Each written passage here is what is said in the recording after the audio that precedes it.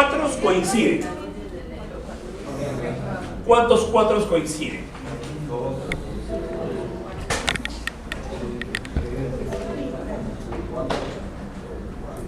4 más de 7, 4, 4. 4, 4 nomás. 5, 4. 5, 4 nada más.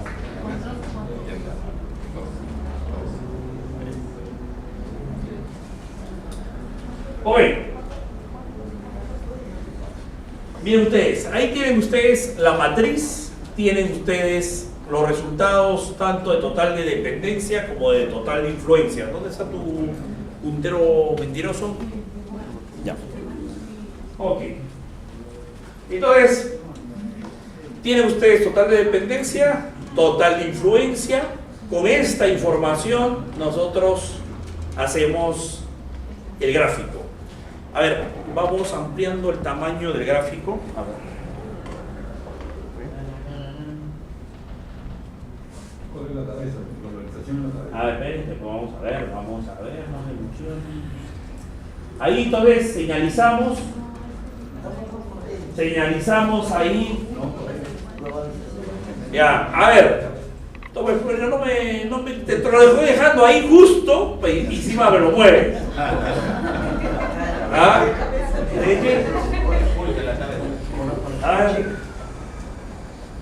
A ver, entonces tenemos, a ver, globalización la cabeza. ¿Cuántos han acertado con globalización la cabeza? Ahí está. ¿Ah? Ahí está. Ya. Cola, check-in automático. Ahí sí. ¿Ah? Check-in automático es la cola. Aquí lo ven. Control automático. ¿Ah? El check-in automático. Check-in automático. ¿Ya? Segundo es el control automático, junto con la contaminación sonora, que están ahí, donde la pueden ver, ¿no? Ok, entonces, ¿cuál es el gráfico que a nosotros nos interesa? ¿Ah? ¿Cuál es el gráfico que a nosotros nos interesa? Mostrar.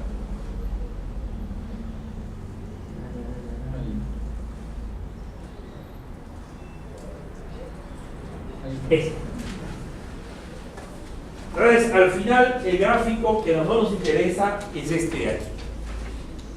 Globalización en la cabeza, check-in automático en la cola, junto con control automático y contaminación sonora, como les decía. Están ahí.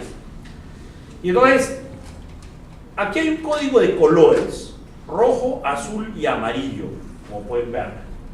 ¿Ya? Hay unos códigos de color verde punteado, que esos son cuatros, que no son cuatros en realidad, son valor 2.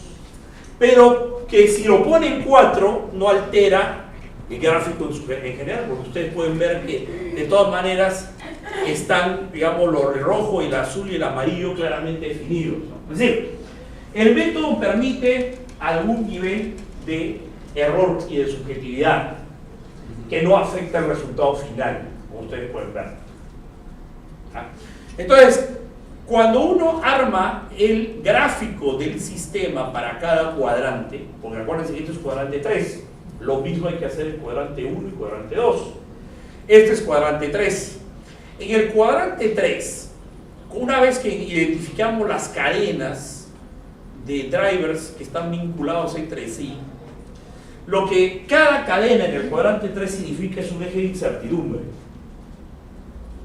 Entonces acá tenemos 3 ejes de incertidumbre. Uno que es el color rojo, otro que es el color azul y el otro que es el color amarillo. ¿Ya? Entonces ahí nosotros tenemos tres ¿ya? Códigos de color que corresponden a cada uno de los ejes de incertidumbre. Entonces, ¿cómo se conforman los escenarios? A través de las combinaciones de los ejes de incertidumbre. Entonces, ¿cómo se ve eso? Digamos, ¿no? A ver, comenzamos. Aquí hay un primer eje rojo, ¿ya? Que es, vamos a darle un golpecito más para que sea mejor.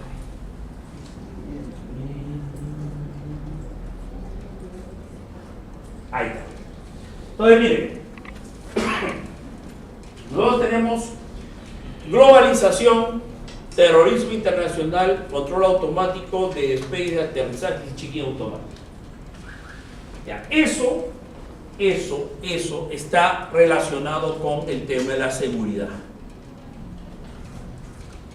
Eso está chequeado, está, digamos, vinculado todo eso con el tema de seguridad. O sea, estos 4 drivers están vinculados con el tema de seguridad. Después tenemos globalización con desarrollo de aeropuertos hub en Sudamérica y check-in automático. Esos 3 están vinculados con el desarrollo de la aviación comercial en Sudamérica. Y tenemos los amarillos, ya que es globalización, modelo económico vigente del Perú, línea aérea de bandera y contaminación sonora, que está vinculado con una política nacional de aviación comercial. Entonces, nosotros vemos que los 8 drivers determinan 3 ejes de incertidumbre. Esos 3 ejes de incertidumbre nos van a determinar 8 escenarios diferenciados. ¿Ya? ¿Por qué? Porque estamos hablando de 2 al cubo. 2 al cubo nos da 8. Si tuviéramos 4 ejes de incertidumbre, ¿cuántos escenarios tendríamos? 2 a la cuarta, 16.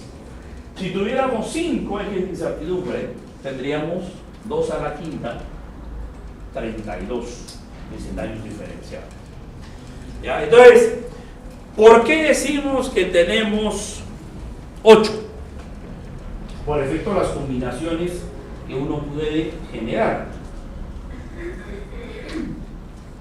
Y ustedes pueden ver aquí, ahí están claramente identificados los 8 escenarios diferenciados.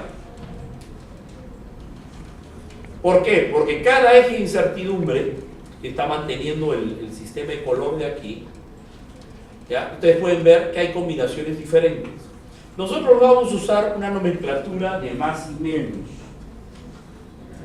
Más y menos, porque estamos hablando de dicotomías, de polos opuestos. Entonces vamos a usar más y menos. Los franceses utilizan 0,1, ¿ya? Código binario. Nosotros usamos más y menos. Al final, digamos, lo que queremos es simbolizar es 2 situaciones diferentes, opuestas.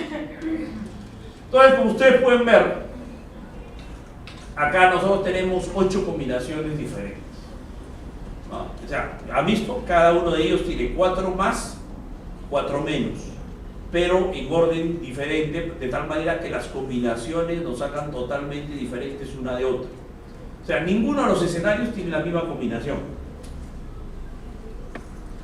Entonces, aquí comenzamos a analizar ya cada situación que representa más y representa menos. O sea, ¿qué representa el más en seguridad internacional de aeropuertos? Sí existe. ¿Ah? ¿Qué significa más? ¿Ah? Entonces, significa que en Sudamérica nosotros tenemos aeropuertos que están catalogados como aeropuertos seguros de acuerdo a las normas internacionales, que son normas globalizadas. Estamos hablando que esto implica seguridad no solamente en las aeronaves, sino también en el control de pasajeros. Es decir, uno tiene que tener la seguridad de que va en un vuelo que no va a ser secuestrado, que no va a ser usado como misil como el 11 de septiembre. Ya, hay un control estricto tanto de la calidad del servicio, de infraestructura aeroportuaria, de las aeronaves, así como el control de los pasajeros que van ahí en las naves. Y en menos, ¿qué significa? ¿Ah? Que hay deficiencias que no cumplimos con ciertos estándares internacionales y por lo tanto viajar no resulta siendo tan seguro como en cualquier otro vuelo en el resto del mundo, ¿no? Entonces tenemos más y menos ahí.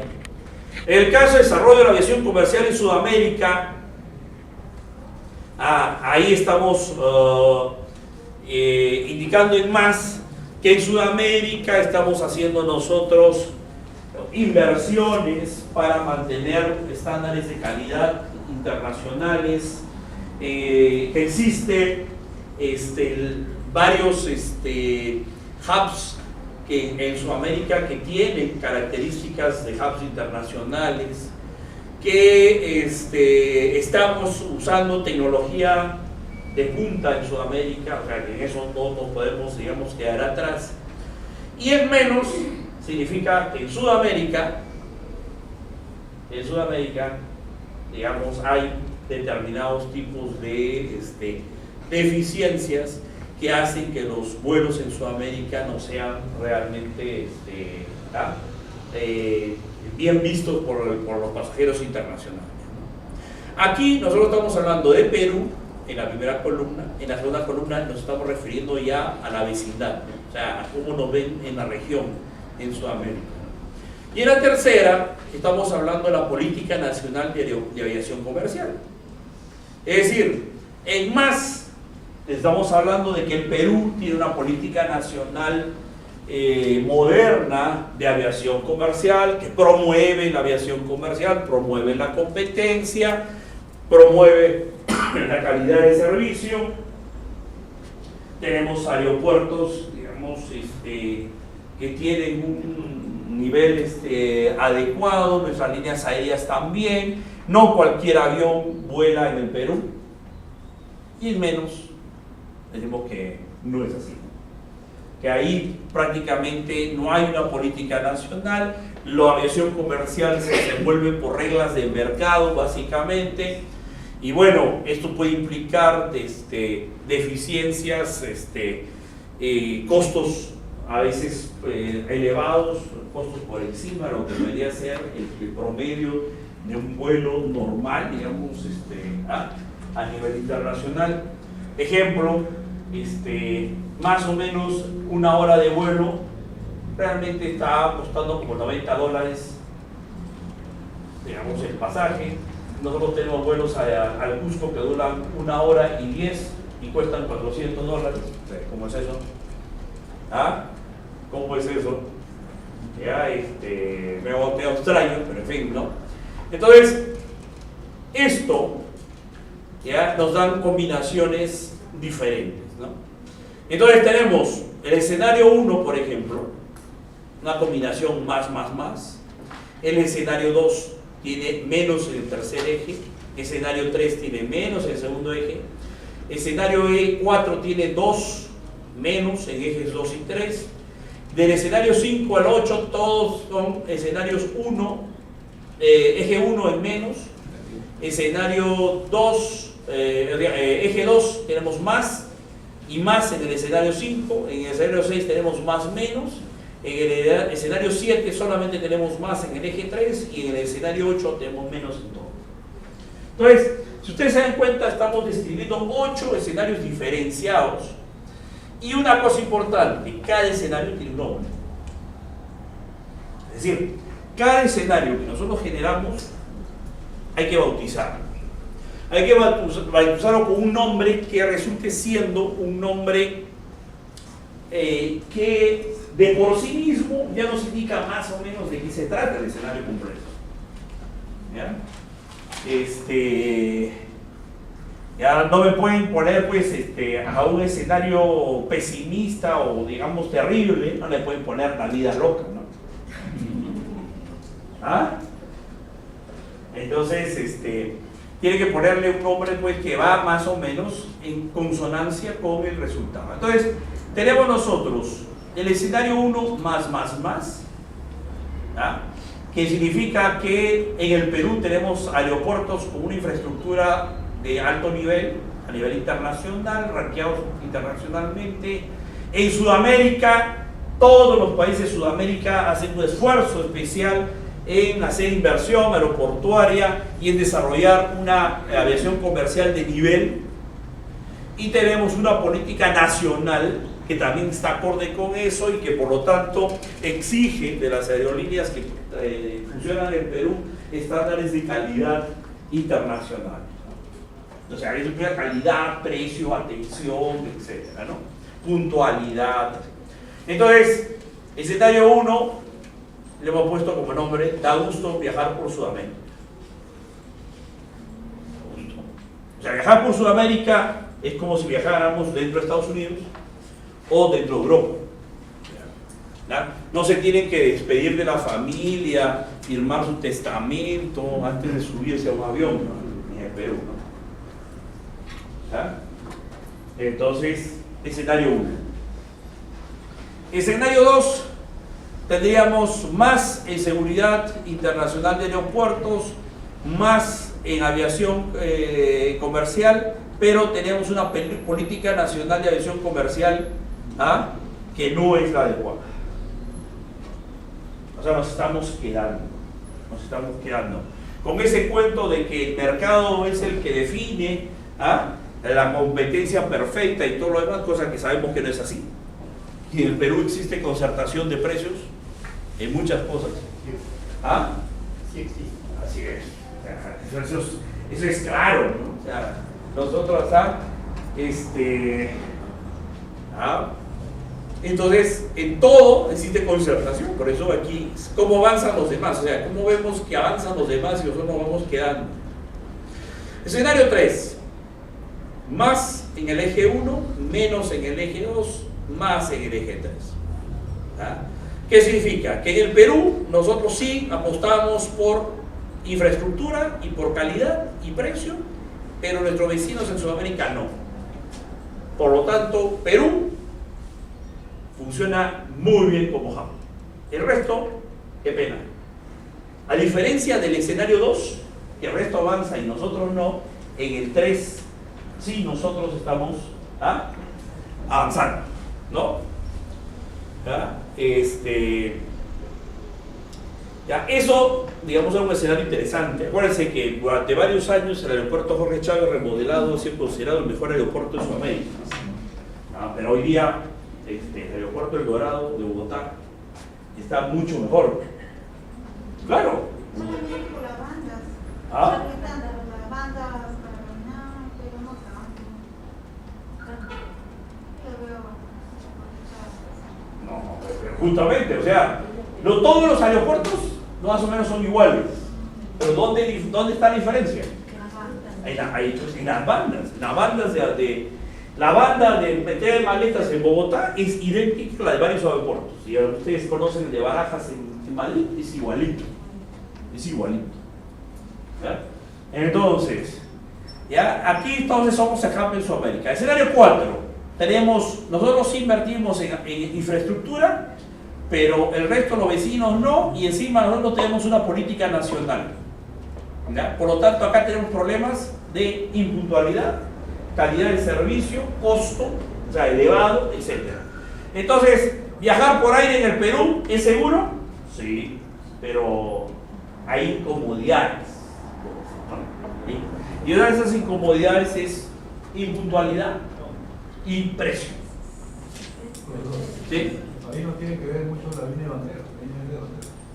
Es que, digamos, Es también la política nacional. claro, o sea, ahí hay una política nacional, digamos, de aviación comercial. O sea, en más hay línea de bandera, en menos no hay. Eso forma parte de la política nacional. Escenario 5. O sea, disculpe, Sí. los nombres no deberían de estar de acuerdo al título del tema. ¿Cuál? El futuro del aeropuerto. Claro, pues, pero todos estamos hablando que el aeropuerto es parte de un... El aeropuerto es simple y llanamente es parte de un sistema. O sea, el aeropuerto no existe como tal. O sea, el futuro del aeropuerto es, no es, digamos, el aeropuerto mismo. O sea, el aeropuerto es parte de un sistema. Y entonces, claro, cuando ustedes describen los escenarios, se van a dar cuenta que en algunos escenarios el aeropuerto internacional va a estar, digamos, bien puesto. En otros, indudablemente, va a estar en una situación difícil. Porque, ejemplo, aquí... Primero, por ejemplo, Sí. no podría ser da gusto pasar por el Perú, o sea, en los viajes por Sudamérica, que sea orientado al tema de aquí. No, es que aquí estamos hablando de que es que Sudamérica es un sistema dentro de la aviación comercial. ¿Ya? O sea, nadie va a viajar desde Europa hasta el Perú. Solamente. O sea, Lo que se vende es Sudamérica. ¿Ya? Y entonces, nuestro aeropuerto es parte de un sistema de aeropuertos comerciales.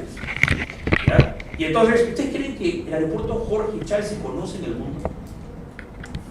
O sea, ustedes dicen, estoy en el aeropuerto Jorge Chávez.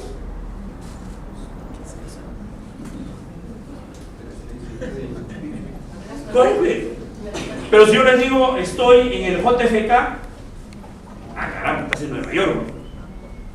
Si estoy en JFK, estoy en Nueva York. Estoy en el aeropuerto John F. Kennedy en Nueva York. ¿Ya? O sea, ya eso se conoce, ¿no? O sea, uno ya sabe dónde estás.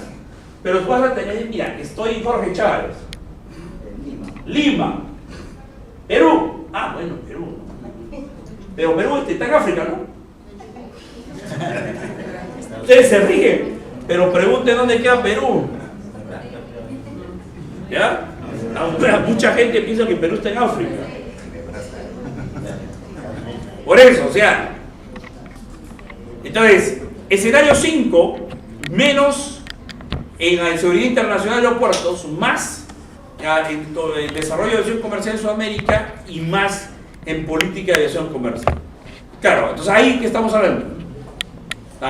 Entonces, claro, Sudamérica como destino turístico y de seguridad de vuelos está en positivo y tenemos una adecuada política nacional. O sea, ¿qué significa una adecuada política nacional? Frecuencias, también. Frecuencias. ¿Ya? Acuérdense que ha habido épocas, especialmente en la época del terrorismo, de que viajar a Europa, del Perú a Europa, era bien difícil, porque solamente teníamos Iberia y KLM, no teníamos otra cosa. No teníamos otra cosa que llegar acá.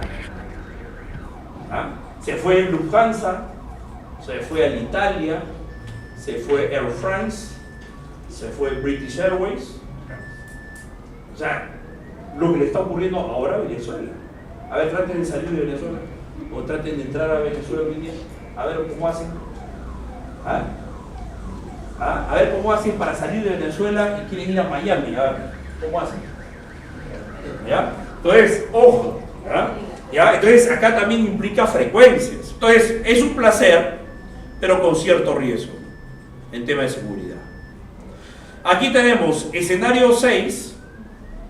Escenario 6, tenemos la seguridad de los aeropuertos, menos, tenemos la política en menos, pero Sudamérica invierte. Entonces eso significa que estamos viendo cómo en otros países se va avanzando, pero lamentablemente tenemos problemas de seguridad y tenemos problemas de una política nacional. O sea, lo más probable es que acá no tengamos demasiadas frecuencias, no tenemos línea aérea de bandera, por lo tanto llegar al Perú no es tan fácil.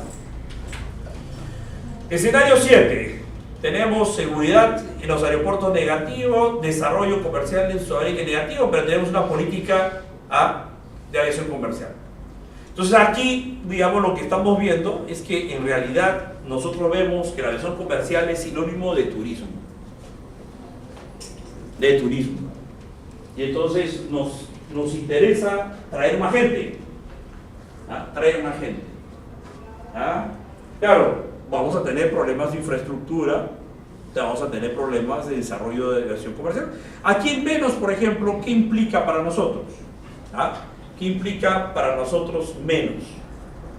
Implica, por ejemplo, que solamente Jorge Chávez es el aeropuerto internacional en realidad. En realidad. Que cumpla con sistemas de seguridad de aeropuertos. Y claro, entonces todos vienen por Lima y ya vemos nosotros cómo hacemos el transbordo de Lima al resto del país. Y acá tenemos escenario 8, donde todo es negativo, donde viajar significa prácticamente una ruleta rusa. ¿Ustedes viajarían por avión en África? ¿En Rusia? ¿En China? Hay países en los cuales viajar Es bueno viajar con testamento y ya con extrema unción por si acaso, ¿no?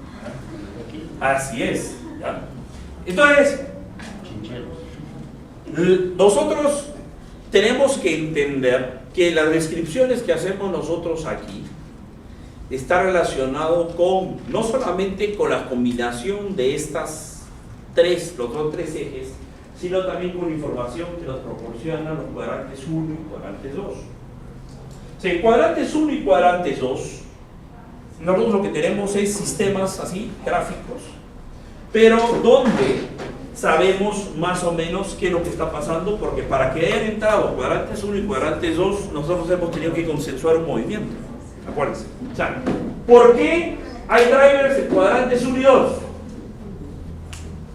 Porque usted ha consensuado en un movimiento. Entonces ahí el cuadrante 1 y cuadrante 2 nos dan el entorno y la base sobre la base de los movimientos que hemos consensuado. Y por lo tanto, cuando uno hace el gráfico, o sea, como este gráfico acá, identificamos las cadenas, igual como hemos hecho el cuadrante 3. Identificamos cadenas. Pero esas cadenas en cuadrantes 1 y 2 representan párrafos de descripción. O sea, ahí no hay incertidumbre, acuérdense. Cuadrantes 1 y cuadrante 2 son menos inclusive, por lo tanto no pueden existir ejes de incertidumbre. Solamente existen ejes de incertidumbre en cuadrante 3, porque ahí no se consensuó nada. En cuadrantes 1 y 2, entonces las cadenas nos describen párrafos, tanto del entorno y la base. Y esos párrafos de entorno y base son los que nos sirven para armar los escenarios aquí, porque todos estos escenarios comparten esa misma información de entorno y base. Entonces, una vez que ya tenemos identificados los escenarios, tenemos los escenarios identificados, lo que nosotros tenemos que trabajar ya son las dimensiones de análisis de los escenarios, ¿ya? Entonces, hasta aquí, por ejemplo, ¿ya? Hasta aquí. Lo que yo quiero que ustedes entiendan, ¿ya? Que el futuro de un país, de un territorio, de una institución, etcétera, etcétera, ¿ya? No lo da los factores internos, ¿ya? Lo dan los factores externos. Los factores internos pueden intervenir, sí, por una acción cuasi del azar, es decir, ¿ya? Que aparezca algún líder que logre cambiar la institución, por ejemplo, ¿ya? O sea, la importancia de los líderes, por ejemplo, son aquellos agentes de cambio que logran transformar las cosas desde adentro. Y la historia está llena de gente como esta. O sea, ¿por qué se le reconoce a Pachacútec, por ejemplo? Gracias a él se armó el imperio de los incas. De una tribu en el Cusco, la convirtió en una civilización líder en Sudamérica. Igual ocurrió con Alejandro Magno. Es decir, el efecto del liderazgo de las personas, de las instituciones, las organizaciones, los territorios, desde el punto de vista del factor interno, mucho se da por un hecho de llegada de una persona que ejerce un liderazgo fuerte en la vida real. La mayoría de las cosas, el futuro está generado por factores externos. Y justamente, o sea, aquí lo que nosotros estamos viendo es que el futuro de Jorge Chávez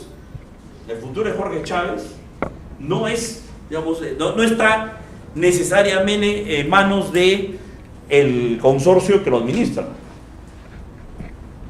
El futuro del aeropuerto Jorge Chávez está en función de cómo se comporta la industria de la aviación comercial en Sudamérica. ¿Ya? Y entonces, sí. Pero, claro, digamos, ese es el primer ejemplo. Pero si estamos hablando de una región. Por ejemplo, a ver, le voy a explicar. Yo estoy escribiendo ahora un artículo para Perú 21 que va a ser terrible. Yo no sé si me lo van a permitir que se publique, pero yo ya veré la forma como lo voy a hacer público, porque creo que ya es un momento en que dejemos de estar jugando a la construcción del futuro y hagamos las cosas en serio. El artículo se va a llamar Las tecnologías que van a matar al Perú. Así de crudo son las cosas. Así de crudo. ¿Ya? Entonces, a estas alturas ya de la evolución de nuestra tecnología, ya tenemos una idea clara de cuáles son las tecnologías que se van a implementar de acá al 2050. Y por lo tanto, esas tecnologías ¿ya? Van a implicar cambios en la economía y en la sociedad del mundo. Entonces, por ejemplo, somos un país que la mitad de las exportaciones son mineras, más de la mitad, 60%.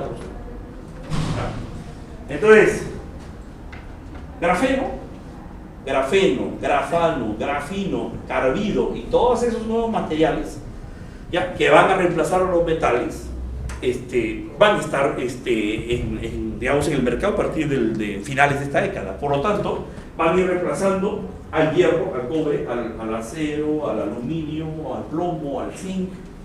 Y entonces, ¿qué vamos a vender? ¿Qué vamos a vender? 1. 2. Lo que no es mineral, el otro componente fuerte es harina de pescado. Ya. No hay pescado ya en el mar. Para hacer, ya, o sea, ya estamos viendo que ya no hay pescado. Entonces, ¿cuál es el sustituto hoy día de la harina de pescado? Es la torta de soya. Ya. Pero en el futuro, la fuente de proteína para alimentación animal va a ser insectos, principalmente larva de mosca. ¿Ya? Y no les cuento lo que es eso, porque a lo mejor acaban de comer su break y no les digo lo que es. Pero si quieren, no me creen, entren en internet y pongan ahí crianza de larvas de mosca y se van a dar cuenta cómo se puede desarrollar una industria ¿ya? De alta contenido proteico a partir de harina de larva de mosca. Y entonces eso va a servir para alimentar pollo, chanchos y todo lo demás. Y entonces ya no vamos a necesitar harina de pescado. ¿Para qué?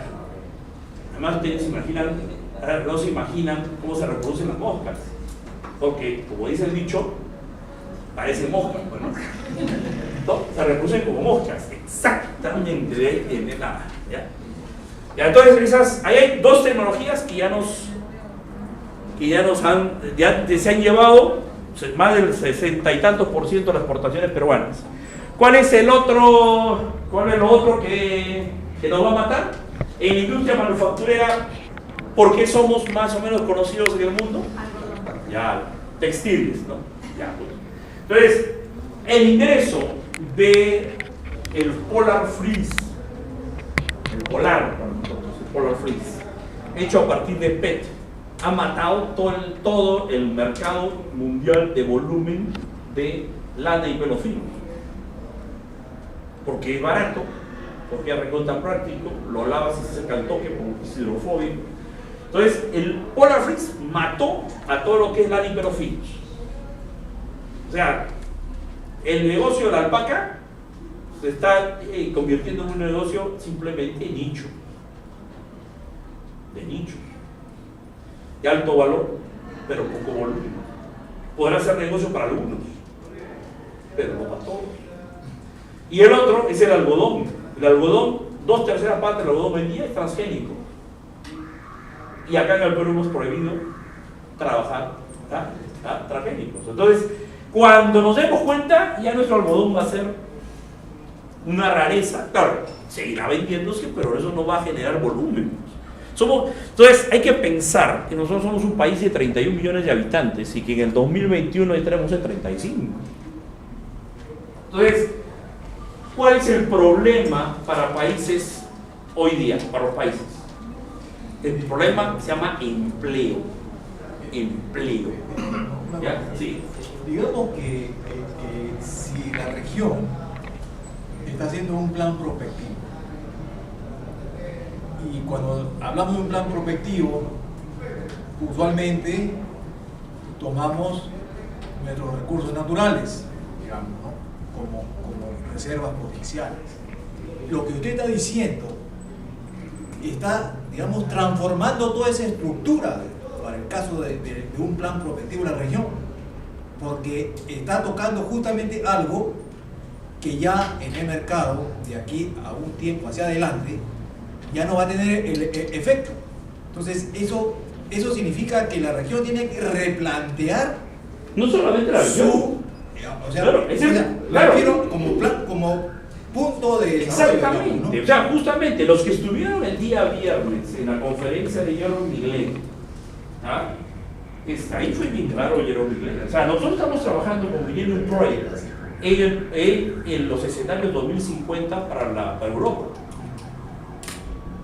La presentación que hizo Jerome Miglén era la presentación que hizo él unos días antes, inclusive.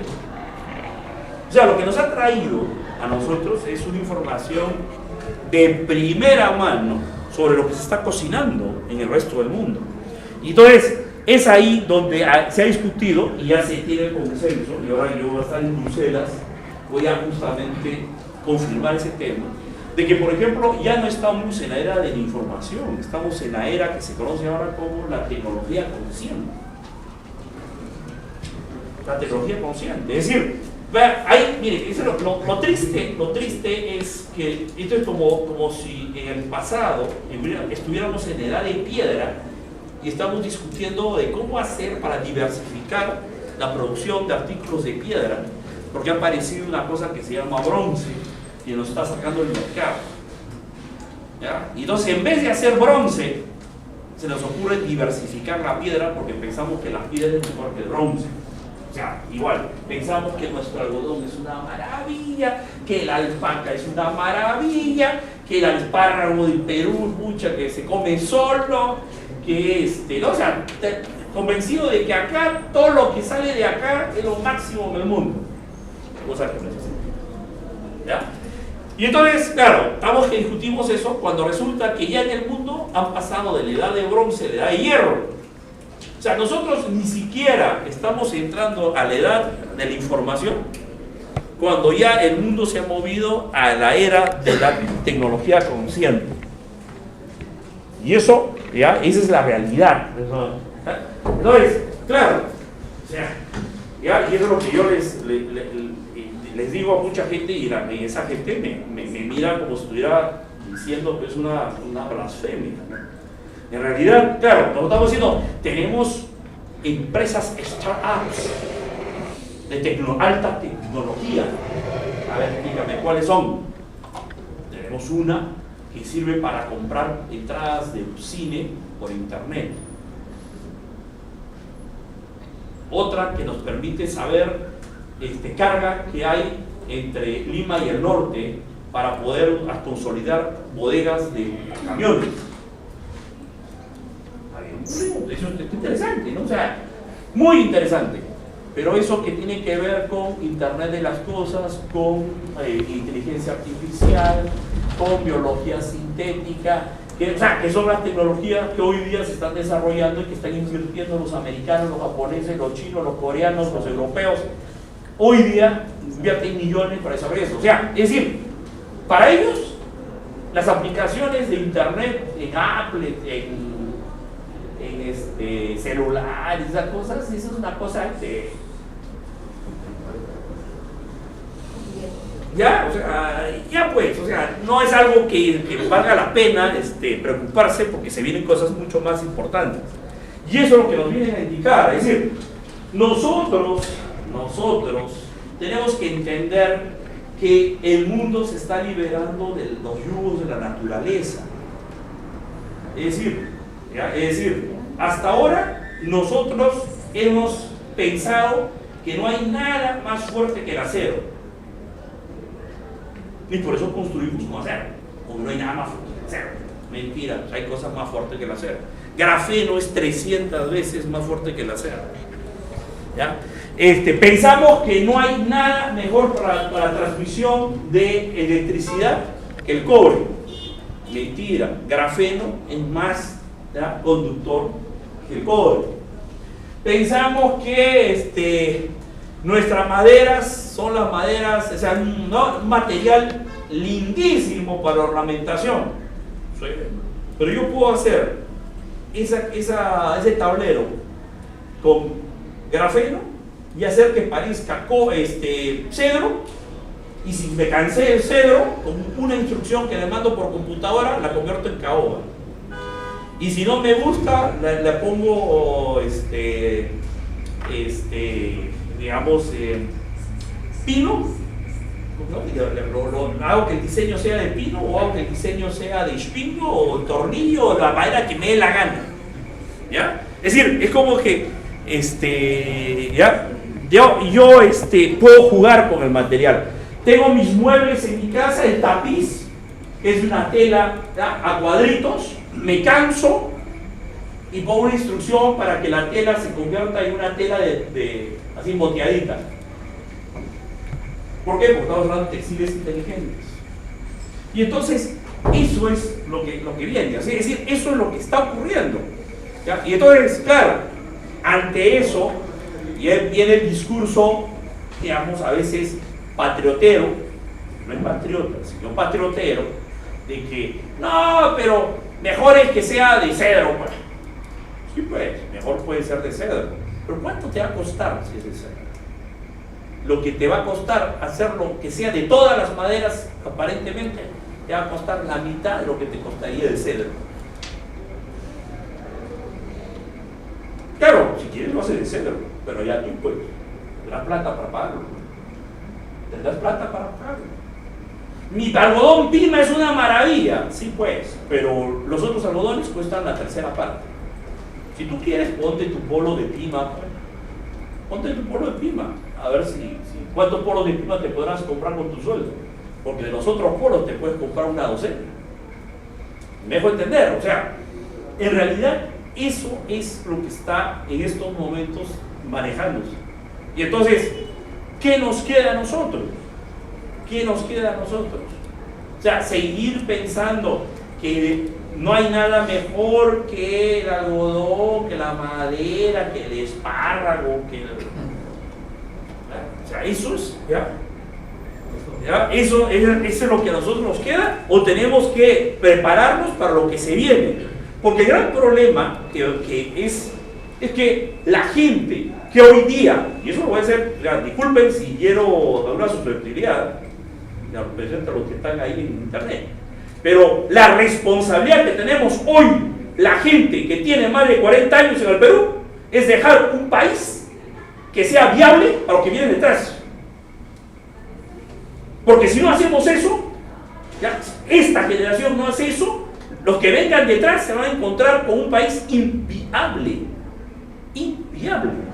como muchas naciones hoy en el mundo ya son inviables.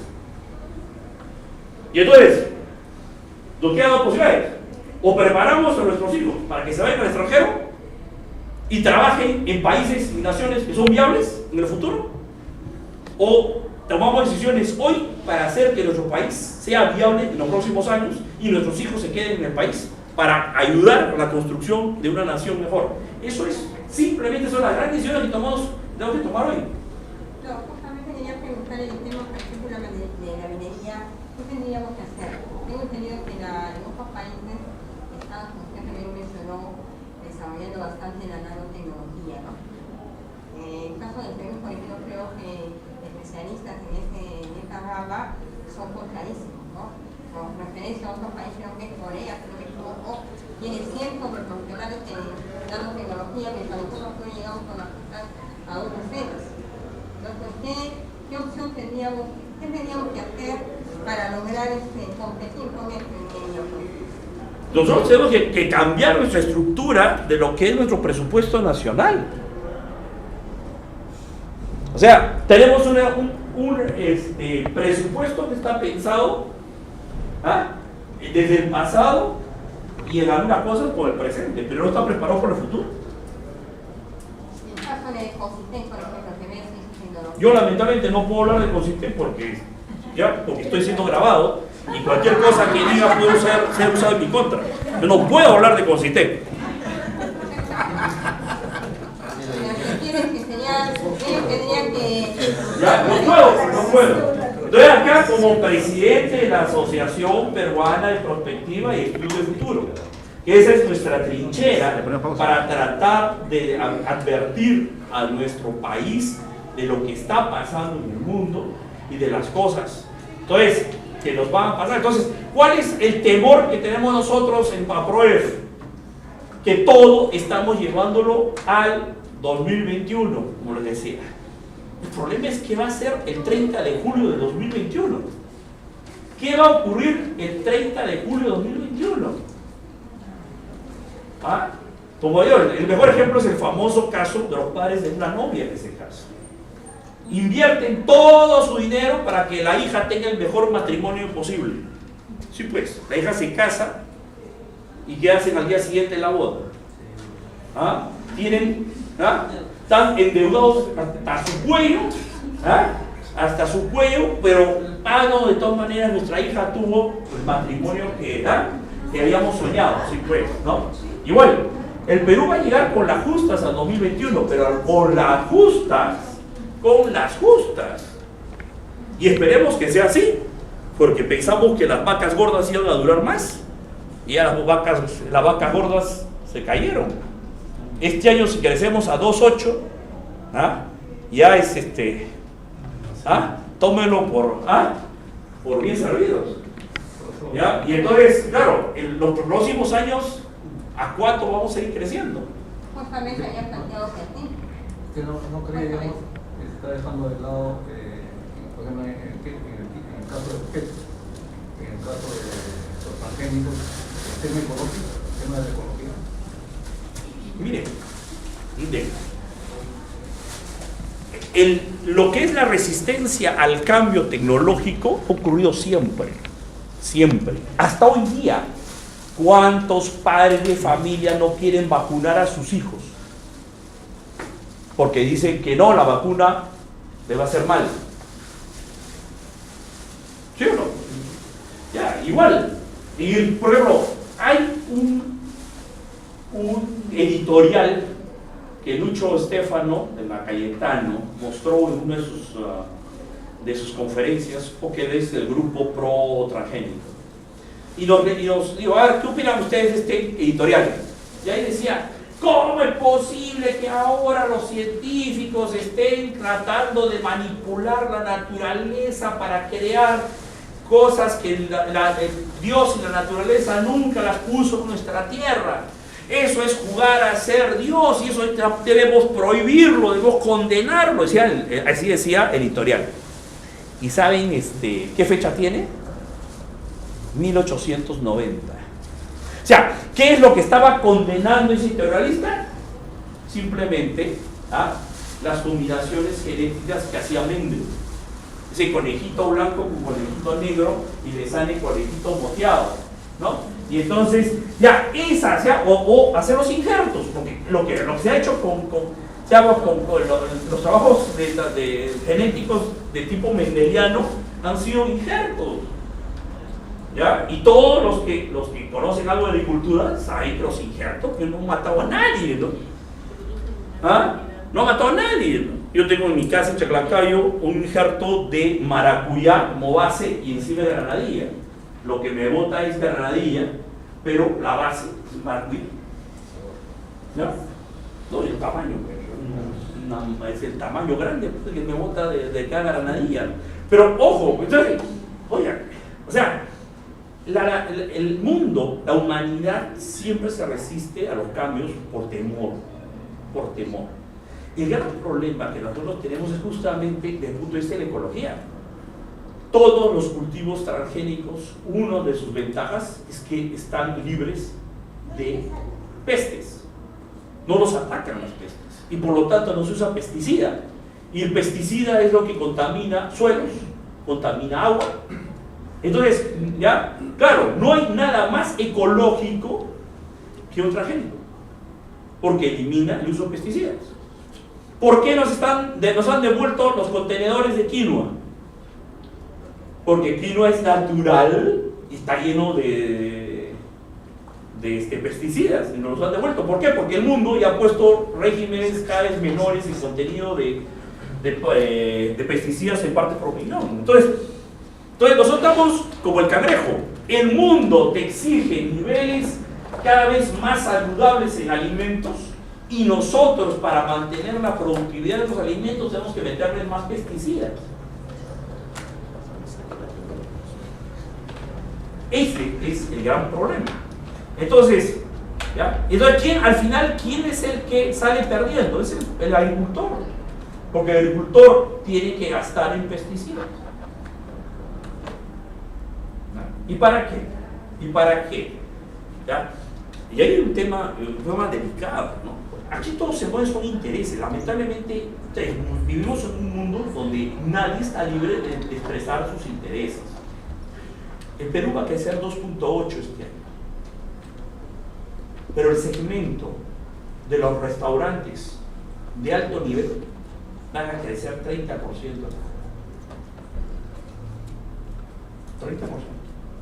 Las ventas de los restaurantes de alto nivel en el Perú van a crecer 30% sobre el año anterior.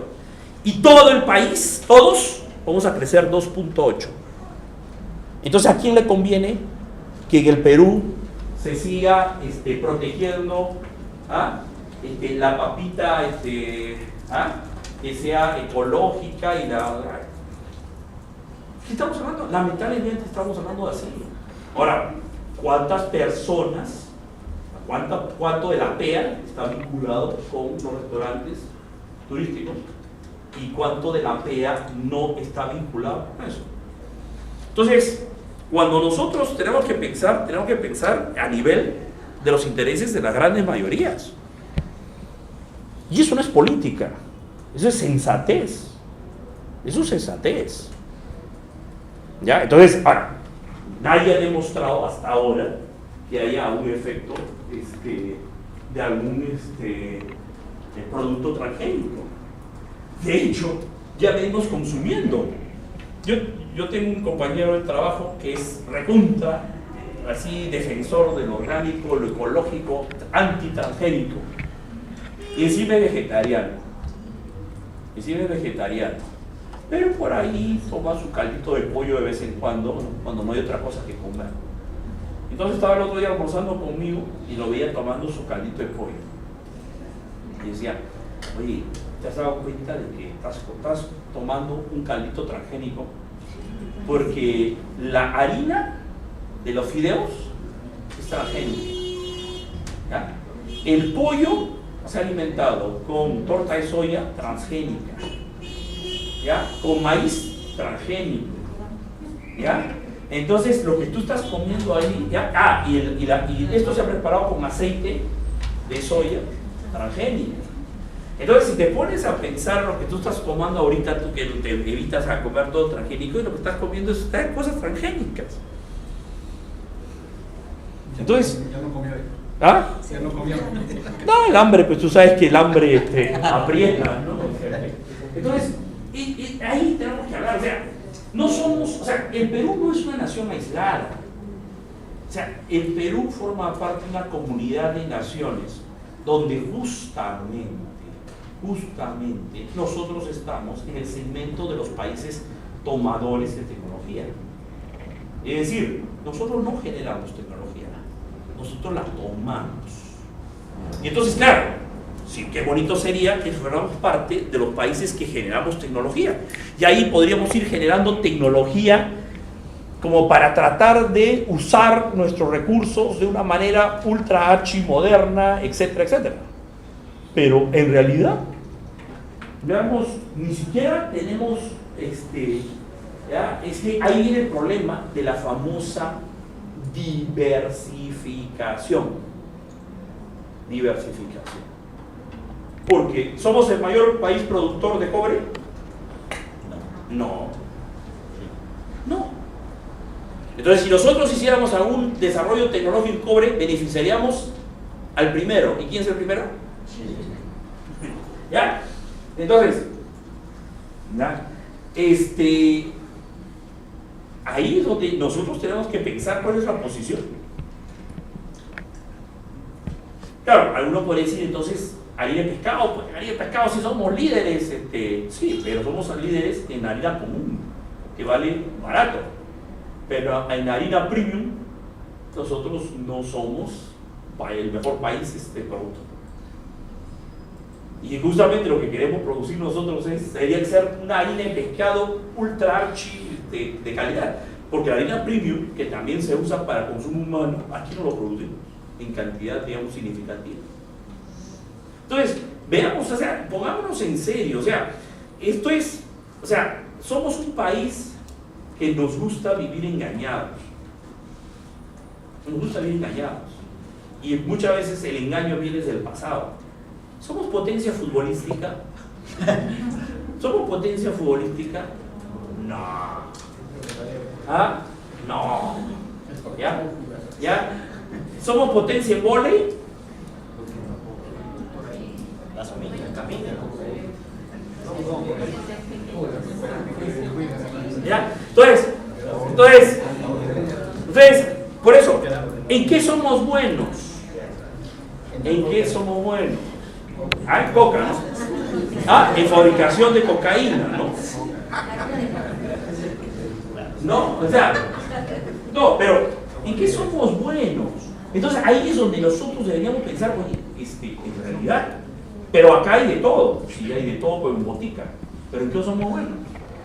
¿En qué somos buenos reconocidos? Entonces, en un mundo que se especializa, en un mundo que está, o sea, hay países que se van a especializar en nuevos materiales, hay países que se van a especializar en biotecnología, hay países que se van a especializar en todo lo que es industria del entretenimiento, hay países que, o sea, ustedes ven, o sea, los países buscan dónde, ¿verdad?, especializarse y ser buenos en eso.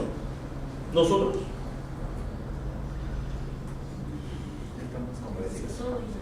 ¿ya?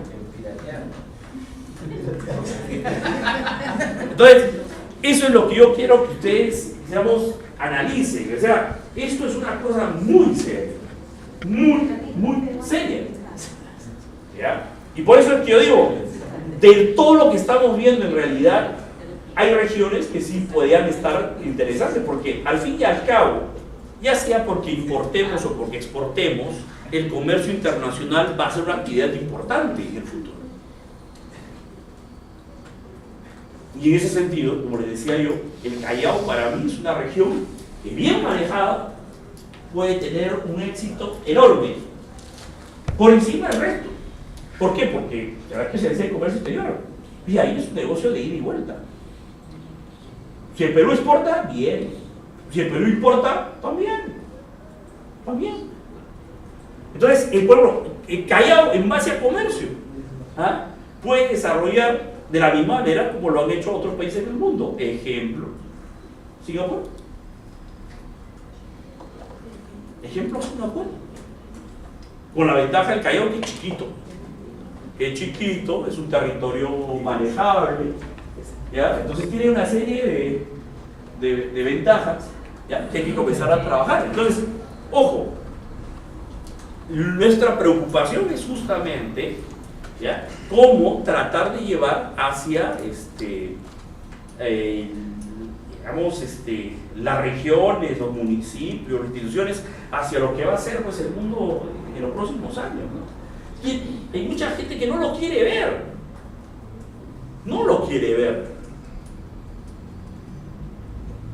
Cuando entraron los primeros celulares tipo ladrillo, ya, ¿cuánta gente decía, oye, esto no va a pegar, oye, esto es incómodo, esto no sirve? ¿Ah? Y después, la gente tuvo que aceptar que esto es la forma como uno se comunica ahora. Puede que mucha gente no esté de acuerdo con el celular, pero lamentablemente esa es la forma como ahora nos comunicamos. Y lo usamos. Nos gustará, no sé, pero tenemos que usarlo. Entonces, hay que entender la tecnología como algo que va a cambiar las estructuras sociales, económicas, políticas, etc. Y que nosotros tenemos que estar en condiciones de adaptarnos a esas. Porque si no nos adaptamos, el mundo no nos va a esperar. Ese es el problema. el mundo no nos va a esperar. El mundo va a seguir. ¿Ustedes creen que el mundo, porque el Perú no puede hacer inteligencia artificial, el mundo va a decir no vamos a avanzar en inteligencia artificial? Porque vamos a decir, no, pobrecito Perú que necesita vender su harina de pescado, mejor entonces no desarrollemos proteína a partir de insectos. Pobrecito Perú, pobrecito los peruanos. ¿Creen que alguien va a tener ese tipo de consideración con nosotros? ¿Ah? Entonces, el mundo avanza. El mundo avanza. Hay que subirse al coche. ¿Ah? Hay que subirse al coche. El problema nuestro es que hemos tenido incluso coches que han salido de acá. O sea, no es que el coche salió afuera y hemos tratado de subir.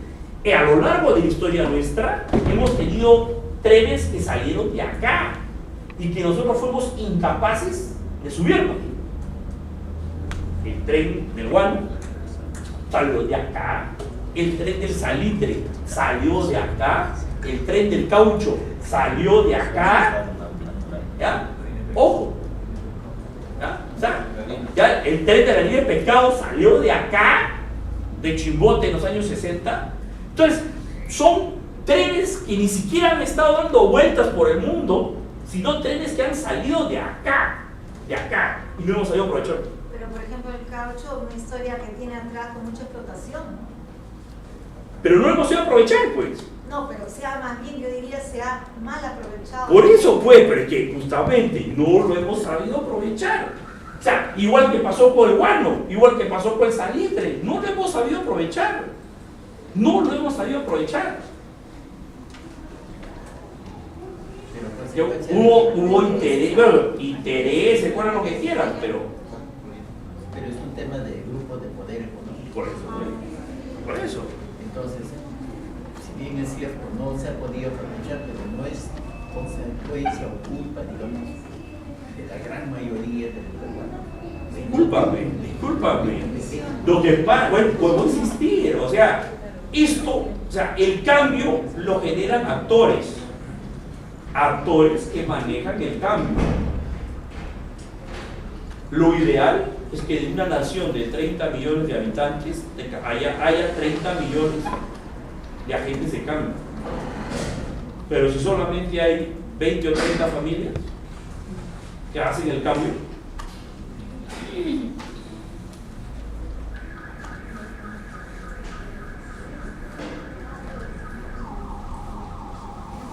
ese es el tema. Por eso, ¿qué es lo que nosotros hacemos desde la asociación? Decir, peruanos, abran los ojos. No las 20 o 30 familias, sino los 30 millones de peruanos. Peruanos, abran los ojos. Esto es el futuro. Esto es lo que se está trabajando. O lo subimos a este coche, o si quieren, sigan las cosas como están. Sigan las cosas como están. Ya cada uno verá qué hace cuando ocurran las cosas.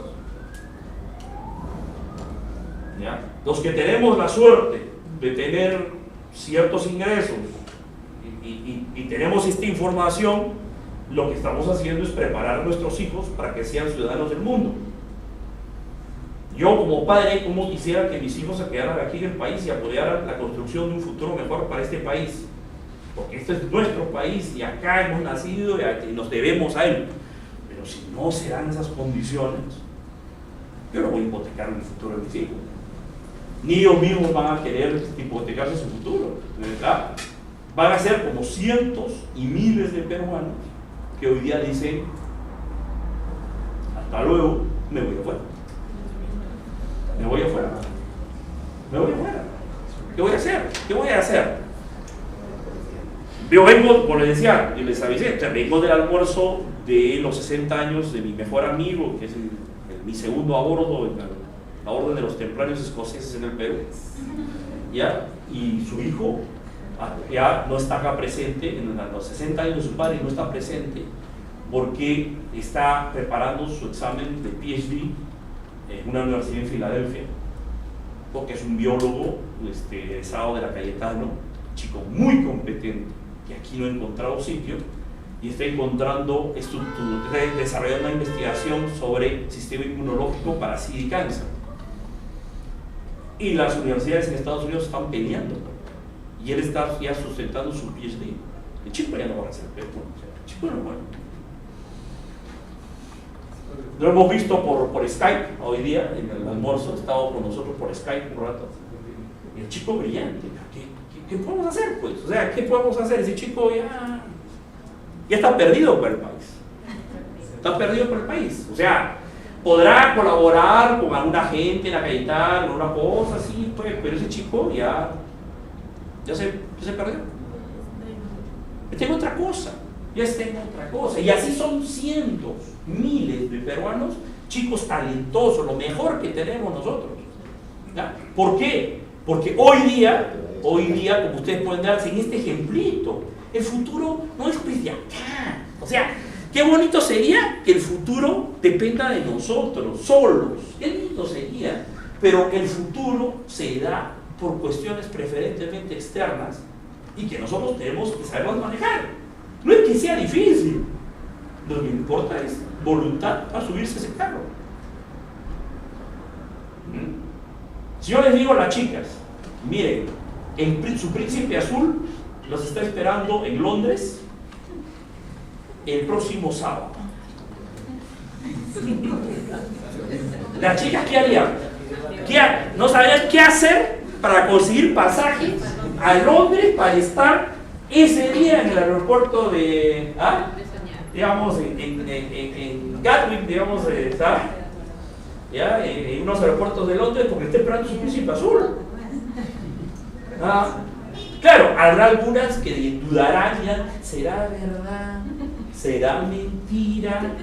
A lo mejor no es azul, no será tipo normal. A lo mejor no es príncipe, sino duque o conde. ¿Ya? O a lo mejor es un alguien, me estará engañando, mejor no. Y otros dirán, no, pero avión muy caro, mejor me voy remando por el mar. No, claro, me demoraré un año, pero llego, ¿no? Y si realmente es mi príncipe azul, me esperará, pues, ¿no? Claro, hay 100 millones de otras chicas que están también, hay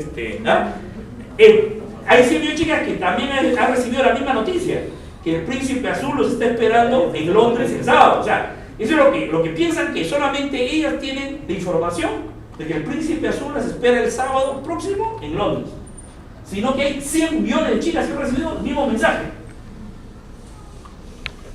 ¿Ya? Y esa es la realidad. Esa es la realidad. O sea, la información está. O sea, ya gracias a la perspectiva tenemos una idea más o menos clara de cómo se van a mover las cosas. Por lo tanto, nosotros tenemos que aprovechar esa información anticipada, ¿ya? Y cómo nosotros con esa información anticipada tomamos las decisiones hoy para irnos acercando a ese futuro. O sea, hoy día la perspectiva tiene más o menos 5 años de desviación.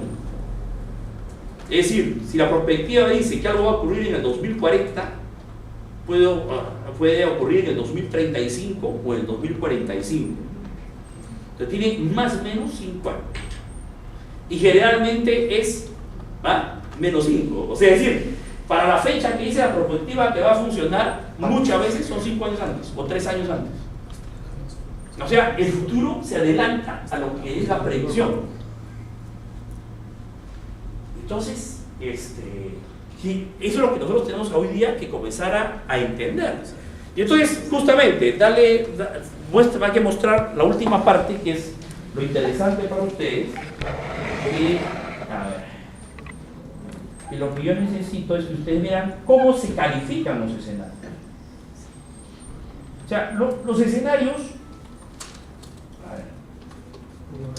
Probabilidad administrativa, profesor, ¿cuál probabilidad? Espérate, no te desesperes. ¿Por qué te desesperas? Ya. Ok. ¿Por qué te desesperas?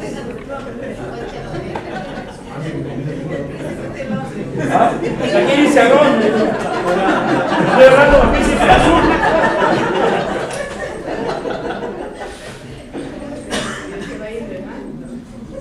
Ya. Ok.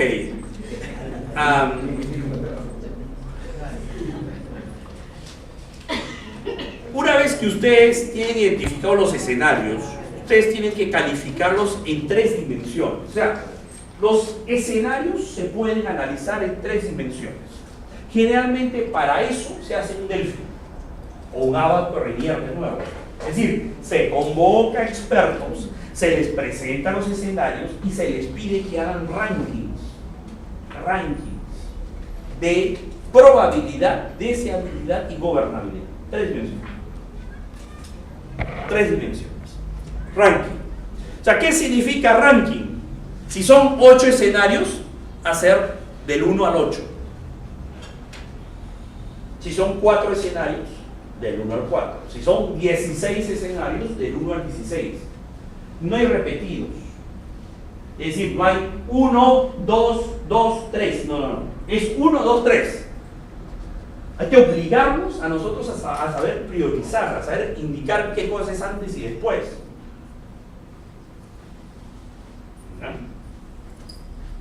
Entonces, ese es el problema que muchas personas tienen, que no saben dar un orden a las cosas. Por eso es que tienen 2 parejas o 3, ¿no? Porque no, es que las quiero igual a las 3. Oye, porque tienes que escoger, tienes que quererla más a una que a otra, ¿no? Porque si te quieres más a una, te quedas con ella, las otras 2 ya no. No, pero es que las quiero a las 3 igual. Entonces, el gran problema que tenemos en América Latina es que nosotros no somos capaces de hacer un ranking. Los anglosajones sí. Los anglosajones son capaces de decir esto primero, esto después, esto sí. Entonces, el ranking, digamos, hay que hacerlo en probabilidad, en deseabilidad y en gobernabilidad. ¿Qué significa probabilidad? Es que cuando yo te presento los 8 escenarios, tú me tienes que decir cuál de esos 8 escenarios es el más probable que ocurra. Y si tú eres capaz de decir de cuál es el escenario que más probabilidad tiene de ocurrencia, me vas a saber decir cuál es el escenario que tiene menos probabilidad. Entonces me vas a decir el 1 y me vas a señalar el 8.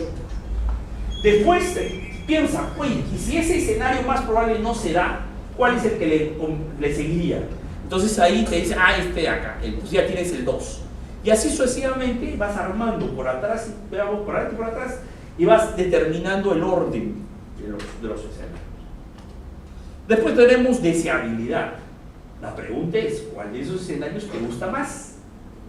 ¿En dónde te sentirías más feliz? ¿O cuál es el que le convendría a tu institución, a tu territorio? Ese es el 1. ¿Y cuál es el peor en cuanto a deseabilidad? Ese es el 8.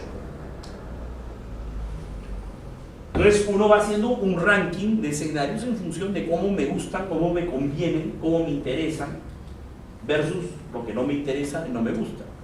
Y después tenemos gobernabilidad. Es decir, oye, y en esos escenarios tú puedes participar activamente, tú puedes llegar a intervenir, tú tienes de alguna forma vela en ese entierro, forma A. Entonces sí, ¿en cuál de esos tienes más posibilidad de intervenir? En el 1, acá, allá. Y después acá. Y en donde tú simplemente eres convidado de piedra, donde cosas van a pasar sin que tú puedas decir nada, o sea, sin que a ti te tomen en cuenta, sin que tú tengas una capacidad de generar un cambio. En este de acá, yo simplemente veo. Soy espectador, ahí no intervengo. Entonces es el valor 8.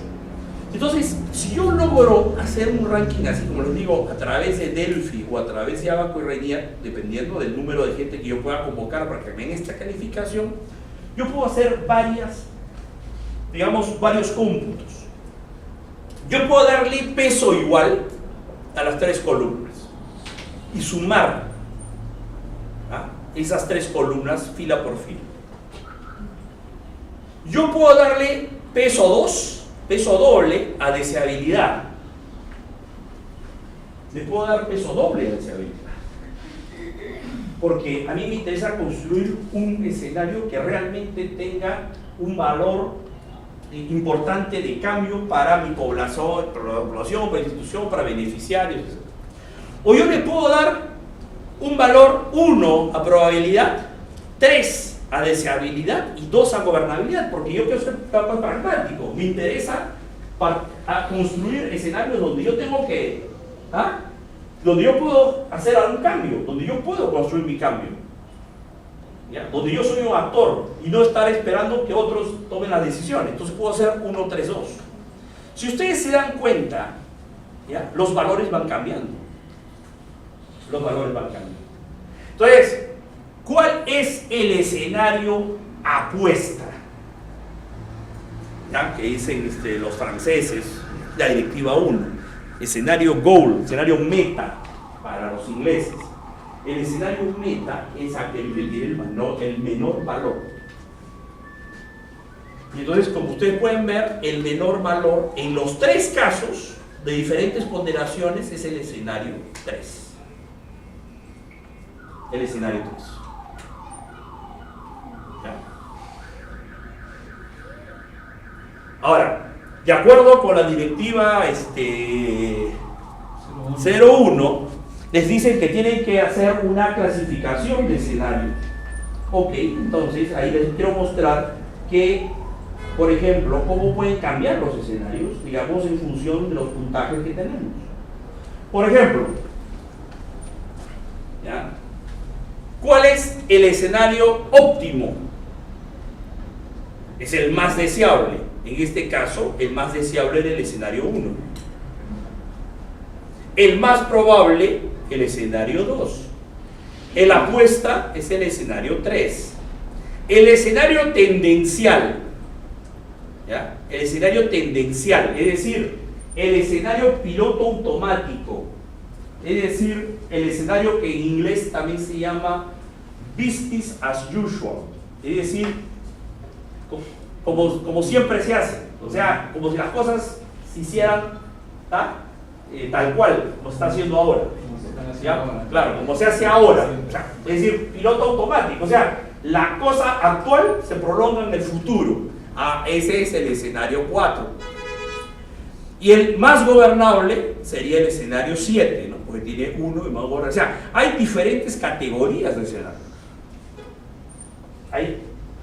Entonces, en algunos casos ocurren soluciones ideales. Como esto es un caso de ejercicio, el caso ideal se viene acá, en el cual el escenario apuesta es a la vez el escenario más deseable, en el caso de arriba. Acá he cambiado yo las posiciones justamente para generar las diferencias, pero en el caso del ejercicio, que es este, ¿ya? Entonces se dan cuenta de que, pues está pintado acá en la columna de deseabilidad, el escenario más deseable, óptimo, resulta siendo también el escenario opuesto. Entonces, simplemente por una cuestión del caso que estamos trabajando. O sea, en la vida real no necesariamente ocurre. En la vida real ocurre esto, donde cada escenario tiene una categoría. Tiene una categoría. Entonces, de acuerdo con la directiva 01, ustedes tienen que mostrar el óptimo y el apuesta. Y como dice ahí, mal, porque está mal redactado eso, dice otros escenarios exploratorios. Está mal eso. Los escenarios exploratorios son otra cosa. ¿Ya? Lo que quieren decir es estos otros escenarios que también uno puede ir generar. Es decir, el escenario más probable, el escenario más gobernable, el tendencial, etc. Hay gente que confunde el escenario tendencial con el escenario más probable. Dicen que es lo mismo. Tan mal. Porque el escenario tendencial, como les digo, es el escenario piloto automático. El escenario más probable es aquel en el cual nosotros somos capaces de identificar que en el futuro va a ocurrir algo. ¿Ya? Y que ese algo va a generar un cambio. Y estamos seguros que eso va a pasar. Es decir, que al piloto automático en algún momento alguien le va a dar una movida de timón. Y ese va a ser el escenario más probable, incluyendo la movida de timón. El escenario tendencial es piloto automático sin movida de timón.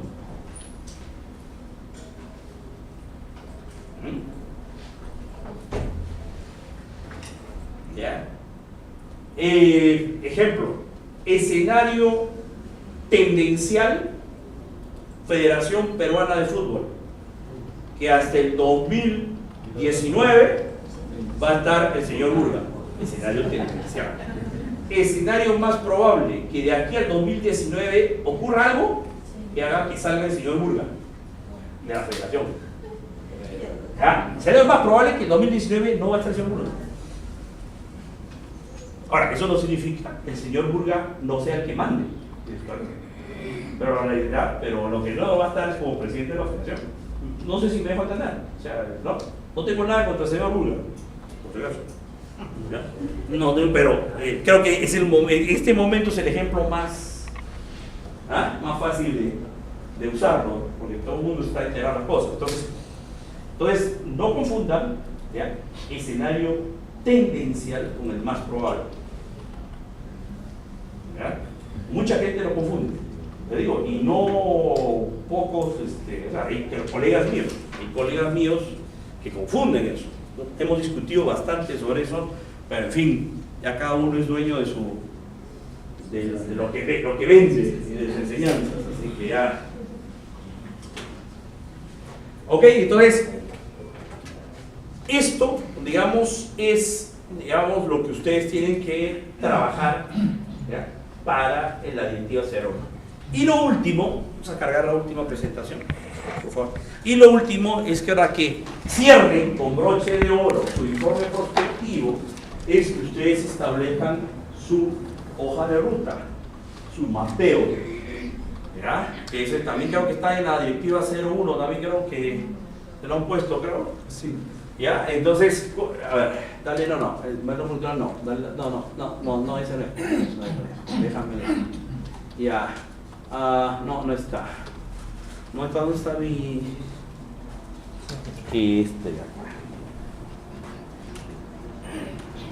Ya, a ver, igual, curso prospectivo de presentaciones. ¿Ya? A ver, abrir. Dale ahí, curso prospectivo abajo. Dale presentaciones. Dale, ya, construcción social, 11. Ese. Y el 12 también. El 12 también tiene una vez que lo toque. No, el transhumanismo, pues es ya el 2050, eso ya es eso implica video, varias cosas. Ese es el mundo después del año 2040. De transhumanismo, eso ya es hablar de cyborgs, de inmortalidad, eso ya son cosas ya son cosas serias. Eso ya está cuando hagan la maestría y hablemos. Eso es un curso de la maestría que vamos a llamar seminarios del futuro, ¿no? Ya. Entonces, vamos resumiendo, ¿ya? Cuando me hablan de modelos conceptuales, ¿ya? Cuando hablan de modelos conceptuales, para nosotros este es el modelo conceptual de cómo manejamos el futuro. Nosotros, como prospectivistas, lo que hacemos es identificar las imágenes de futuro que tienen todas las personas. Todas las personas tienen una imagen de futuro, explícita o implícita. Claro, como no podemos convocar a todos, convocamos a los expertos. ¿No? Sería lindo convocar a 30 millones de peruanos para poder saber qué cosas piensa del futuro del país. Entonces convocamos a los expertos. Entonces la prospectiva toma toda esta información de imágenes del futuro y, como ustedes están viendo, a partir del análisis de probabilidad, deseabilidad, gobernabilidad y todo lo demás, transformamos esas imágenes de futuro en visiones de futuro. Los escenarios son estas visiones de futuro. Y una vez que nosotros hemos desarrollado esto, tenemos que convencer a los tomadores de decisiones de que esta información anticipada del futuro es cierta y tenemos que adaptarnos a ella. Es lo que nosotros llamamos la fase de la apropiación social de la información anticipada. Si logramos eso, entonces el escenario apuesta se convierte en un proyecto de futuro. Y ese proyecto de futuro es el que vamos a construir a partir del compromiso de los actores sociales para que se tomen las acciones adecuadas, las decisiones adecuadas para hacer realidad ese proyecto de futuro. O sea, este es nuestro modelo con el que nosotros trabajamos. Entonces, lo que ustedes han hecho hasta ahora es llegar hasta acá. Asumiendo que ustedes logran esto, asumiendo que ustedes logran convencer de que ese es el futuro que más le conviene a su institución, a su región, a su gobierno local, lo que vamos a hacer es lo que se conoce como backcasting, ¿ya? Que es la reconstrucción histórica del futuro. ¿Ya? Cosa así parece filosofía, ¿no? Reconstrucción histórica del futuro. Es decir, que asumiendo que vamos a construir un futuro y lo tomamos como información cierta, lo que vamos a hacer es tratar de identificar qué ruta tenemos que seguir. Y esto es el road mapping. Es decir, yo tengo que saber que si estoy yo acá en el presente y quiero llevar a este escenario apuesto, escenario meta, yo necesito hacer cosas. Y esas cosas me van a llevar a hitos. Y que si yo no cumplo esos hitos, me voy a desviar de mi escenario meta y voy a caer en los otros escenarios. O sea, los otros escenarios son totalmente vigentes y están latentes. Esos escenarios, ¿verdad?, que no son el escenario apuesta, pueden ocurrir si el escenario apuesta falla.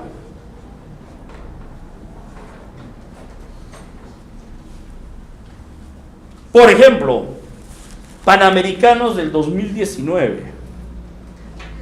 ¿Cuál es el escenario apuesta? ¿Dónde va a ocurrir ese Panamericano? Lima. Y si no ocurre en Lima, escenario 2, ¿dónde va a ser? Santiago. Y los chilenos están segurísimos de que el 2016 le van a dar la C porque Perú lo ha cumplido. Como de hecho no vamos a cumplir. Porque ese sueño de que vamos a tener toditas las líneas del metro cruzando por Lima, que en 20 minutos íbamos a estar desde el Estadio Nacional hasta la punta, y de ahí hasta la Videna, y de ahí para transportar a los 200.000 atletas y entrenadores y visitantes. Eso es sueño, pues. Corredor azul, rojo, rosadito, morado. Entonces, el escenario 1, Lima; escenario 2, Santiago; escenario 3, no sé, pues. La consulta. Sí. La secuencia de los hitos. Sí. ¿Por qué tiene ese orden? Porque nosotros venimos del futuro hacia el presente. Okay. O sea, por eso hacemos reconstrucción histórica.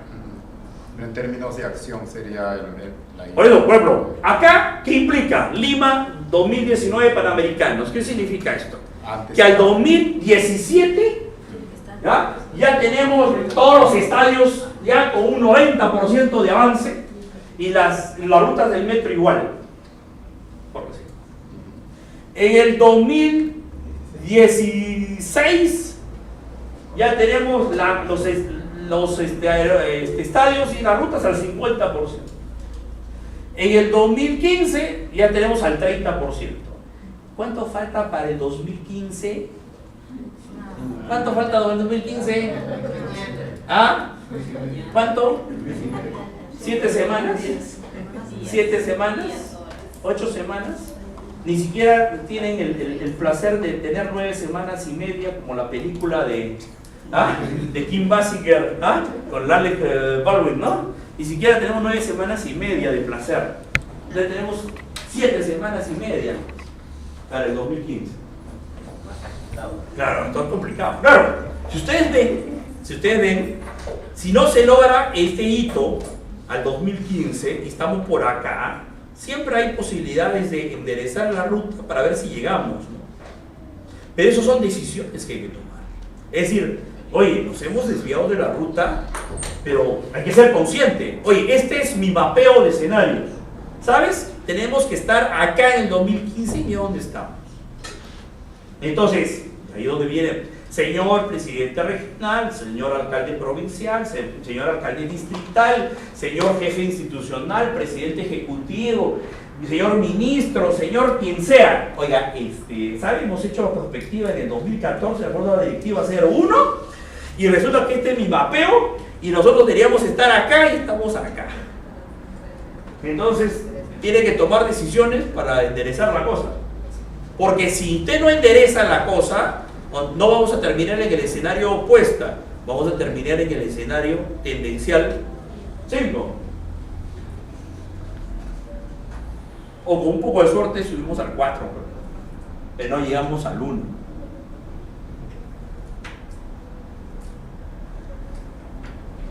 Entonces, si el escenario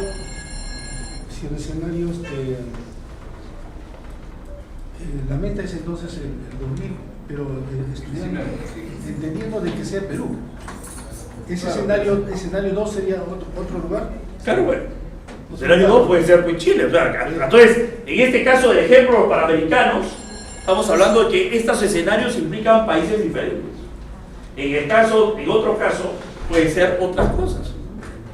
Entonces acá el proceso de pensar en el futuro está dando desde quienes están proyectando esta acción, digamos, no es el país en que está pensando.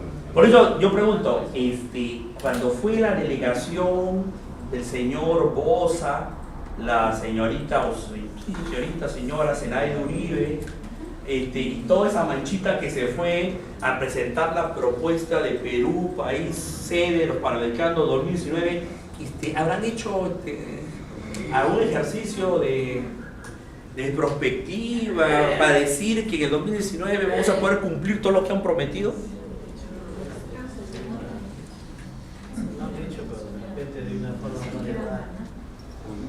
¿Usted cree que han hecho prospectiva? De una manera empírica. No deben haber hecho alguna cosa, no, discúlpenme. La prospectiva, ya se han dado cuenta, es una disciplina de las ciencias sociales que tiene metodología y que sirve como apoyo a procesos de planeamiento.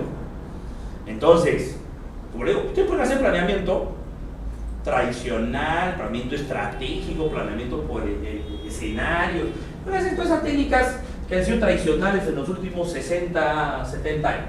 Pueden hacer. Pero si le van a decir, hagan con prospectiva, o sea, la prospectiva le va a decir, bueno, pues, si quieres con prospectiva, es así, pues. ¿No? Ustedes pueden curar un cáncer, ¿ya? Fumando tabaco negro, soplándole agua florida, ¿no? Pasándole un cuy a las personas, que son los métodos tradicionales con que la gente, ¿no?, trata de sanar una enfermedad. Pero si les dicen, ya el cáncer se lo tienen que tratar ya con con los últimos desarrollos oncológicos, eso ya implica hacer pues rayos de cobalto, ¿no? O sea, radioterapia, quimioterapia, ya con tecnología, ¿no? ¿Ya? Tienen que pasarles por resonancia, tomógrafo y todas las cosas, ¿no? O sea, claro, ustedes pasan un cuy, también hacen tomografía, porque ustedes ven dónde está hinchado el cuy, o sea, también hacen tomografía un cuy, ¿no? Pero, ¿ya? Entonces, la verdad, entonces, si ustedes tienen, y ustedes, si van a pedir un diagnóstico y resulta que en el cuy dice que tienen algo en el estómago, ¿ustedes inmediatamente van a pedir que les operen el estómago? Vamos a hablar, digamos, ¿no? Entonces, claro, si les piden que hagan con prospectiva, ya saben ustedes cómo es el proceso prospectivo. Ya saben cómo es el proceso prospectivo. No es llenar formatos, no es llenar un software, no es llenar ese tipo de cosas. Implica mucho de análisis, mucho de información, mucho de tener, digamos, conocimiento y saber cuáles son, digamos, las tendencias que están ocurriendo, los trabajos de prospectiva que se hacen en el mundo, porque acá queremos partir de cero, cuando ya en el mundo ya tienen estudios prospectivos hechos con premios Nobel y todo demás, y acá estamos presentando unos estudios que se han hecho en 4 regiones del país, donde la gente no tenía ni idea de lo que está pasando en los laboratorios en el mundo. Y decían, ¿usted cree que esto es posible? No. Y cuando ya en el mundo ya hay patentes y están todos. O sea, yo no sé, digamos, se pierde dinero, se pierde tiempo en el país, ya tratando de hacer cosas que ya en el mundo existen, la información está disponible. De bronce. Nosotros seguimos en edad de piedra. Seguimos nosotros en edad de piedra, pero estamos en edad de hierro. O sea, a mí me ha sorprendido porque yo pensaba que el cambio de era iba a ocurrir más o menos alrededor del cambio de década. Pero ya en el 2014 nos estamos dando cuenta, como le decía, la prospectiva se equivoca más menos 5, pero generalmente ahora resulta que es menos 5. Entonces, resulta que lo que pensábamos que podía ocurrir en el 2018, 2019, resulta que ya está ocurriendo en el 2014. Y entonces el cambio ya se está dando y ya está preparándose esto. Entonces la famosa era de la información a la que queremos entrar ya acabó. Entonces cuando ustedes quieren ir un jueves al cine para ver una película y llegan al cine y le dicen, ya nos está dando la película, ahora tenemos nueva cartelera.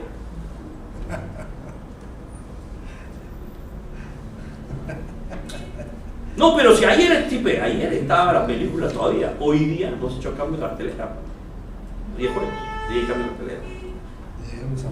Entonces ya pues, ahora mira la cartelera que ahora y escoge cuál quieres ver. No le quiero quería la anterior, ya no puede. Cuando se anima a ver la nueva cartelera y han puesto otra cartelera.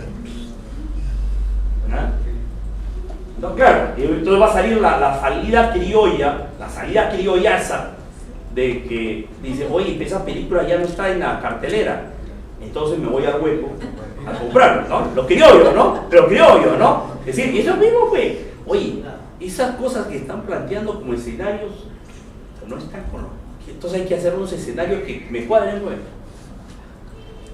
¿No? Entonces habrá que ver escenarios donde el espárrago es el gran desarrollo tecnológico, es el espárrago, la papita amarilla, la gaseosa de chicha morada, ¿no? La quinoa. Esos serán los grandes escenarios que nosotros tenemos que armar. Claro, ¿para qué? Para que nosotros mismos creamos en nuestra mentira.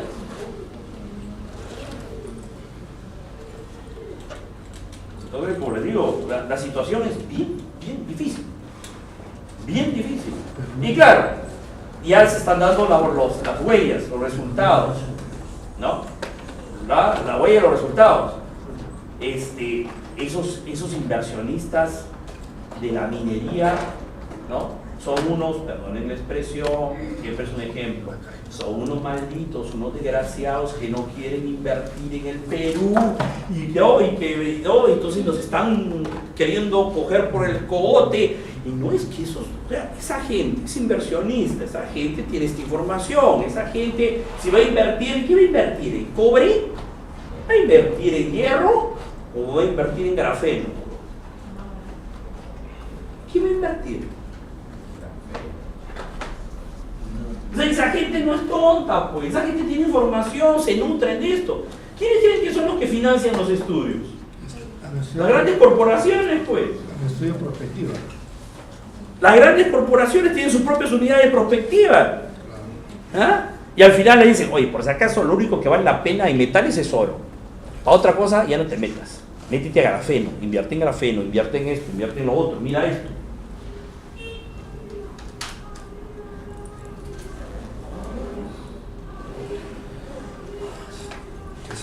Ya, entonces, esto es, digamos, lo que yo les quería mostrar, digamos, para que vean cómo es el tema de la prospectiva.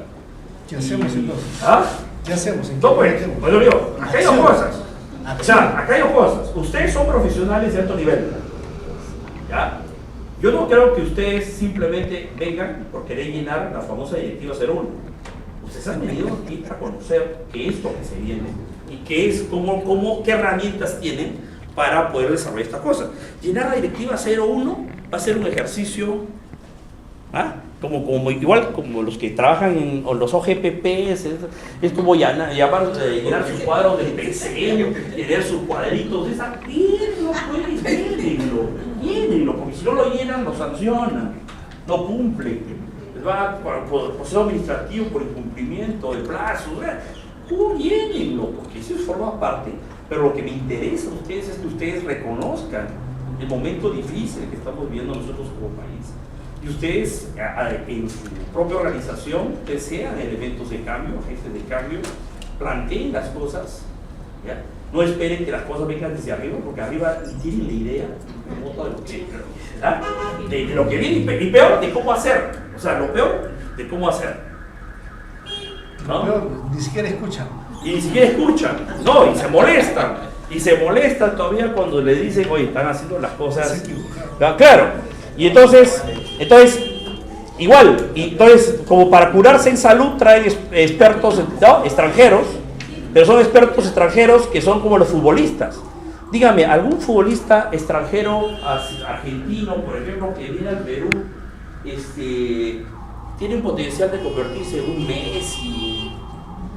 ¿Ah? ¿Quiénes son los futbolistas argentinos que vienen al Perú? Los que están en paro. Son de Maradona mismo. O sea, aquí vienen, digamos, lamentablemente, gente que no tiene ya espacio en otros lados y vienen acá a vendernos, digamos, sus planes que no han tenido cogido en ninguna otra parte. Y claro, aquí, como no conocen aquí, aceptan las cosas y lamentablemente ya seguimos mal, y seguimos mal, y seguimos mal. ¿Ya? Cuando se nombran personas que no tienen estudios, que no tienen, digamos, especialidad.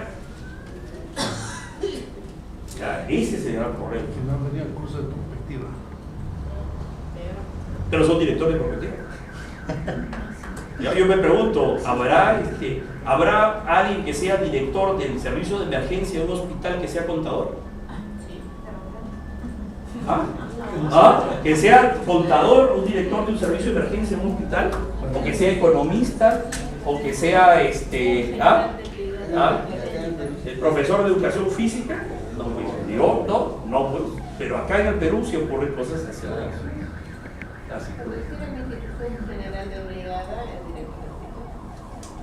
Pero no es asignado de la salida. Y no es mi médico, ¿Y sabes diferenciar un enema de una neumonía?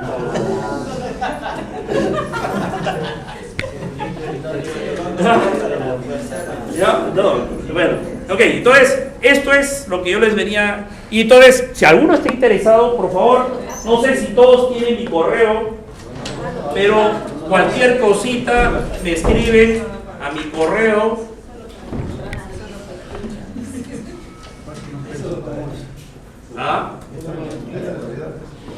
¿Usted se olvidó ya? ¿Todo esto? ¿Todo la PC también? ¿Ya? FOSM iniciales de Fernando Ortega San Martín 1961 @hotmail.com 1961 @hotmail.com. ¿No tiene blog? No, estamos con lo de la asociación, estamos nosotros armando ya todo el material de internet, ¿ya? Y no se olviden comprar Perú 21, que salen mis artículos, mis comentarios, mis artículos, ¿ya? Y ya, entonces, en mi Facebook también me pueden, mi Facebook igual, Fernando Ortega, Fernando Ortega, ¿ya? Fernando Ortega, ahí tiene mi foto, porque hay dos Fernando Ortegas famosos en el mundo.